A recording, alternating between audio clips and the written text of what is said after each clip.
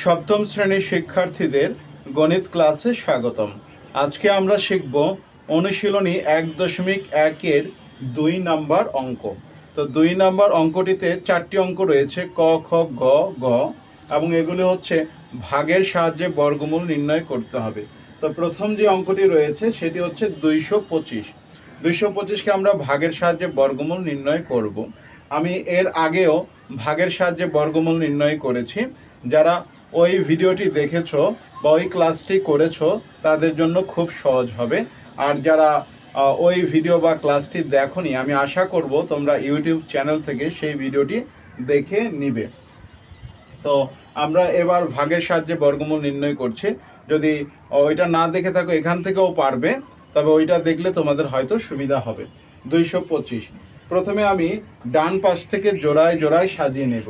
যেহেতু এটি একটি 3 অঙ্কের একটি সংখ্যা, তাহলে প্রথম জোড়া হচ্ছে 25 এবং পরবর্তী জোড়া নেই। পরবর্তী হচ্ছে একটি অঙ্ক অর্থাৎ 2। তাহলে এটা একটি থাকলে আমাদেরকে একটি আলাদা করেই রাখতে হবে, যেহেতু এটি জোড়া নেই।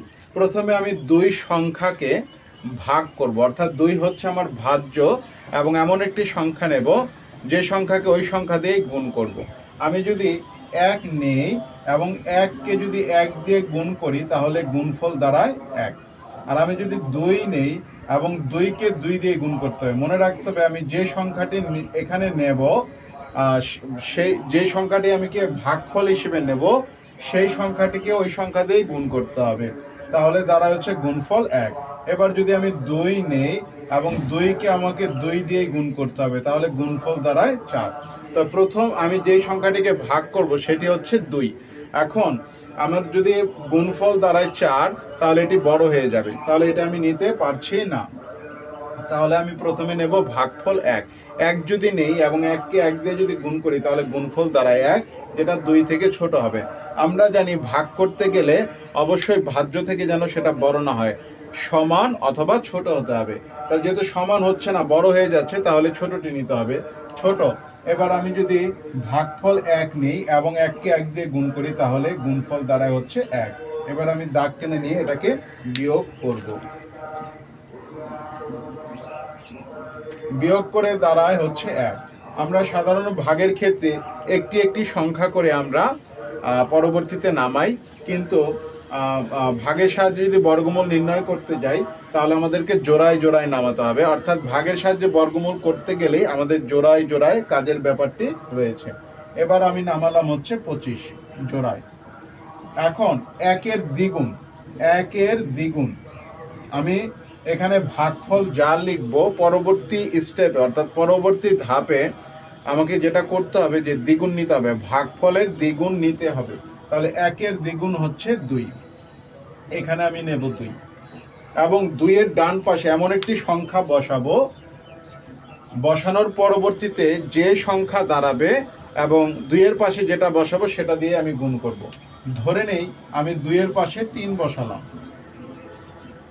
তাহলে এবার সংখ্যাটি দাঁড়ালো কত? 23।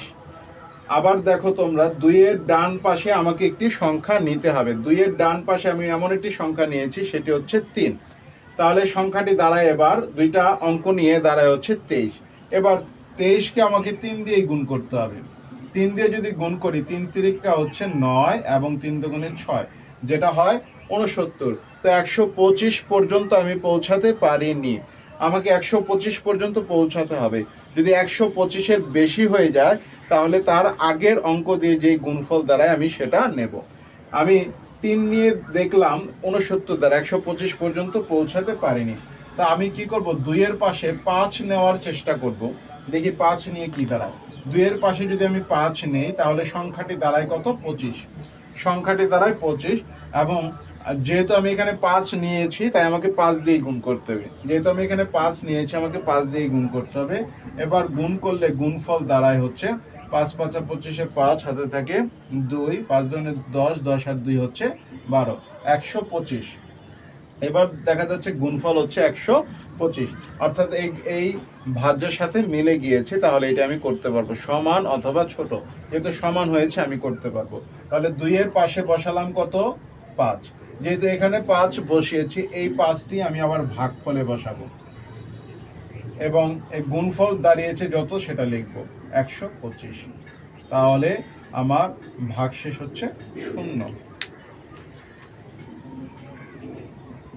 তাহলে আমি বলতে পারি সুতরাং 225 এর বর্গমূল, 225 এর বর্গমূল, প্রথমে আমি বর্গমূল চিহ্ন দেব, তারপরে লিখব 225 এবং 225 এর বর্গমূল দাঁড়ালো হচ্ছে 15। এটি উত্তর। এইভাবে ভাগের সাহায্যে বর্গমূল নির্ণয় করতে হবে। আমি আগের ভিডিওতে এইভাবে ভাগের সাহায্যে বর্গমূল নির্ণয় করে দেখিয়েছিলাম, এবার দেখালাম। তো পরবর্তীতে খ গ ঘ অঙ্কগুলো আমরা করব।